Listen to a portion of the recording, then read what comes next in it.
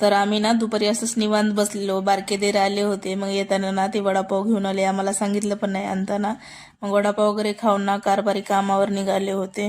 मग बरेचसे भांडे पडले होते बेसिंगमध्ये, चला म्हणलं भांडे वगैरे घासून घ्यावं, मग लगेच संध्याकाळच्या स्वयंपाकाच्या तयारीला लागावं. आज संध्याकाळी जेवणामध्ये ना पालक आणि मुगाची डाळ, मी अशी पातळच बनवते, आमच्या घरात घट्ट अशी कोण पालकची भाजी खात नाही. पालक, मुगाची डाळ, हिरवी मिरच म्हणजे कुटून टाकलेली ती हिरवी मिरची, टमॅटो वगैरे टाकून ना कुकरला 2-4 शिट्या लावून घेतल्या. मग छान त्याला ना फोडणी मारून घेतल्या, जिरं, मोहरी, कढीपत्ता, लसूण वगैरे टाकून ना छान अशी तडतडू दिलं आणि फोडणी मारून घेतले.